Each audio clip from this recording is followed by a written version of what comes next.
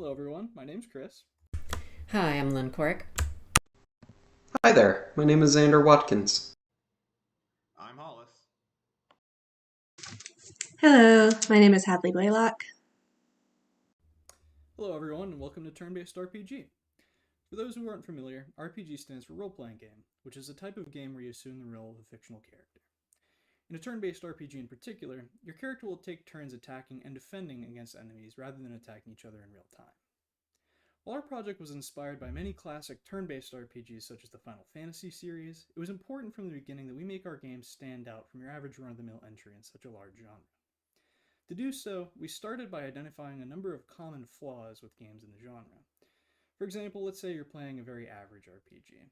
You might not have too many customization options. You start out with a character, there might be a couple different weapons and classes you can choose from, but ultimately you're often railroaded into playing a particular way, whether you want to or not. And to avoid falling into that trap, our game focuses heavily on build crafting, which is the idea that you have the total freedom to shape your character however you want. If you want to lean into being a brutish barbarian, you can invest your stats in strength and find a nice warhammer. If you want to be a magic-wielding archer or a swift dagger-wielding rogue, there's nothing stopping you from specializing your stats and weapons to whichever playstyle you prefer. Another issue we identified with many turn-based RPGs is that combat can just feel flat and repetitive. You'll eventually find the best weapons and spells and just keep on using them over and over again until you win. We feel that sort of design philosophy makes for a boring game. Therefore, we designed combat so there's no right way to play it. It's all about how you specialize the characters in your party to your own liking. Furthermore, there's a strong emphasis on the synergy between your party members, so having your character's abilities and specializations work together is of the utmost importance if you want to win the game.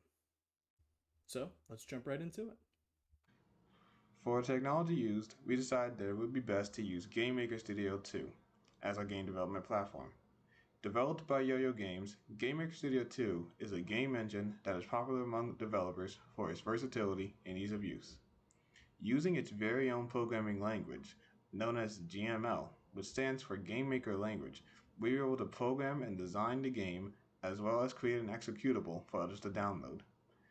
Assets such as character design and maps were all created by our team, while things such as sound effects are royalty free. When we open the game, we're greeted with the start screen, where we have the option to start a new game, load an existing game, or quit the application. Today, we'll be starting a new game. All movement of the game is done with the WASD keys, and all interaction is done with the E key. Let's begin. This is the world map. Later, we'll be able to travel to other areas, but for now, we're restricted to just the village. Let's start our adventure.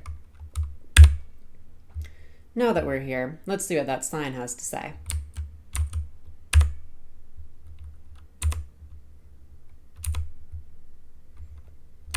We've learned some useful tips. For now, we'll see what else the village has to offer. Well, here's our first villager. Seems like there's some like-minded individuals in this village. Let's see if we can find them. Ah, another villager.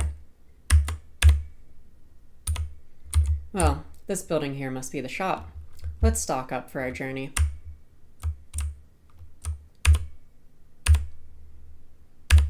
Well, I guess we'll start with a health potion then.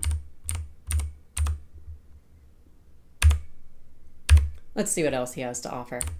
A mana potion? No, we don't need that. We're not a wizard. A poison antidote? No, maybe later. Hot tea? No. And an ointment. I think for now we'll just grab another of these health potions. Alright, let's continue our search. Ah, these two look powerful. Maybe they'll join us on our journey. That's one. Awesome. 2 new friends to join us. Now, let's get them stocked up and ready.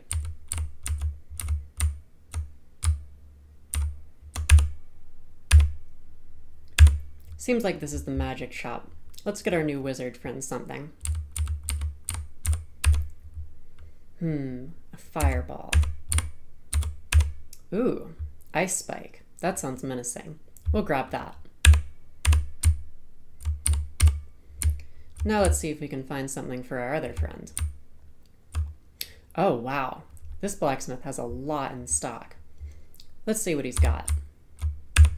A scythe. That's just a farming tool. A bow? Nah. I want something up close and personal. Greatsword sounds pretty cool. Now a battle axe. That's perfect. We'll get that. Uh-oh. Seems like we don't have enough gold. Well, I guess we can go with the scythe for now.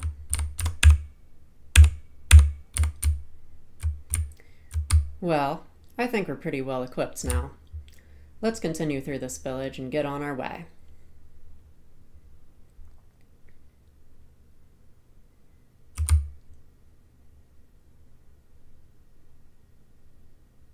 Seems we've got another sign here.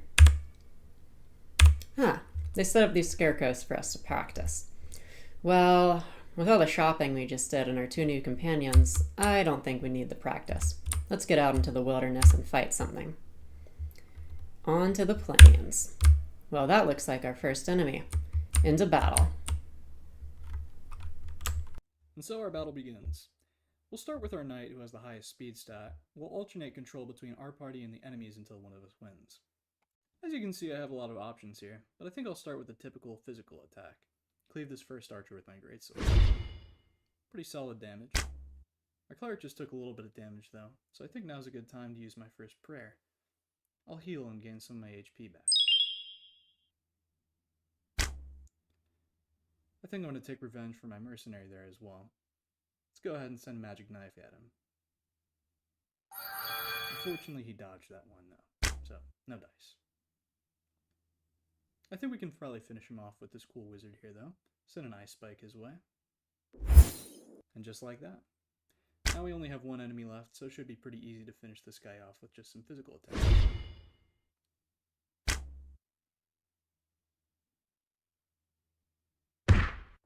And there we have it. Victorious. Now I can gather the XP that I gained from that battle, as well as some loot and gold.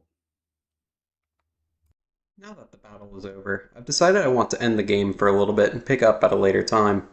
I open up the pause screen, which also serves as an in-game break from having to deal with enemies or anything else in the world. The pause screen is also where you can access all the player information, such as golden items in the inventory, character equipments and loadouts in the equip screen, and character stats in the stat menu. For now, I'm just going to go to the pause menu and select save. Once the game has told me the game is saved, I'm free to exit the game with the exit option. It's now a later time and I've decided to pick up where I left off. I simply open up the game as I've done here, and rather than choose new game, I'll select load game. Once I'm back in the game, I can see that all my golden items, my entire party, and my stats have all been saved. Enemies will have respawned in the world, and I will start back in the location where I previously saved. From here, I can continue to play the game as I was before. If we take a look at the plains, we notice that it is vast, and there are enemies almost everywhere. These enemies are called mercenaries. While alone, they shouldn't be a problem. Multiple will show up in a battle. They are a good source for gold, XP, and items. Navigating to the other side of the screen will send you back to the map.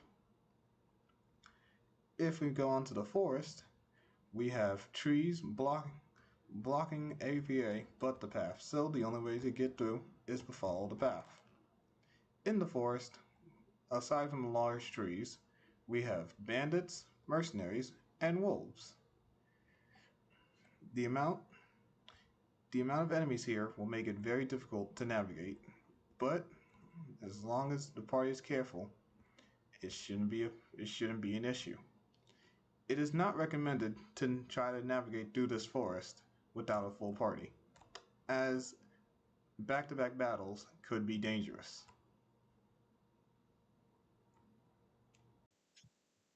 Hello again, it's Hadley, and I'm going to be exploring my inventory.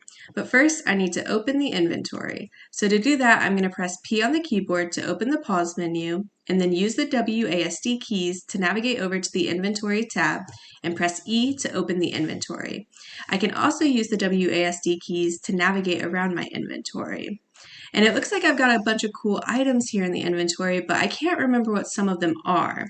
Luckily, if I hover over one and press E, the pop-up tooltip will appear, letting me know what the item name is and then a brief description of what the item is and what it does. And then to remove that, I just simply have to press escape and I can continue looking through my inventory. Now I'm ready to check out all the different types of items in my inventory. And the first 3 slots are some weapons: the bow, the scythe, and the sword. I can use these weapons when engaging in battle with hostile enemies, and it's great that I have multiple as they have their own strengths and weaknesses when fighting. But even more exciting than that is the Mystic Staff, a special type of weapon known as a magic weapon. And magic weapons are useful as it will increase the power of any spells that I cast to deal more damage against my enemies.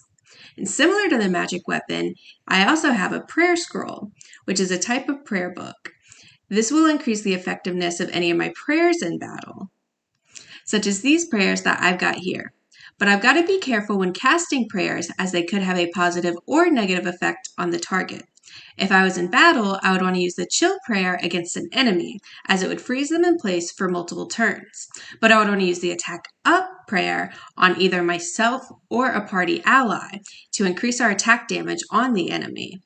If I was just wanting to deal damage on the enemy, I could simply cast a spell, and it looks like I've got 3 here: the fireball, the ice spike, and the magic knife. And lastly, I've got 2 consumable items: the health potion that will give me an HP boost when needed, so I'll save it for a really dire situation, and the hot tea, which I could drink to warm me up and unfreeze myself if I was on the receiving end of a chill prayer attack. With all these awesome items in my inventory, I'm going to take a quick glance at my characters menu to see what I have equipped and if I'd want to swap anything out. Currently, I have the greatsword equipped in my weapons slot, but I want to equip the bow instead for long-range combat. So I'm going to navigate back to my inventory, and I'm going to select the bow and press E to bring up the tooltip and press E again to bring up the equip menu. I'm then going to select my character, the knight, and then this will equip the bow and send it to the equip slot on the character menu. This then sends anything that was equipped, in this case the greatsword, here to the inventory. Now that I know what's in my inventory and I've equipped the items I wanted, I'm going to exit by pressing escape to get to the pause menu and pressing escape again to continue playing the game. Lastly, we have the stats menu. Here we can adjust our stats with stat points. Stats are gained when a party member's level increases. A party member's level is able to be increased when they gain enough XP, and that is gained through battle. When XP reaches or surpasses the max XP, the party member's level will increase. A party member's level can be seen in 2 places.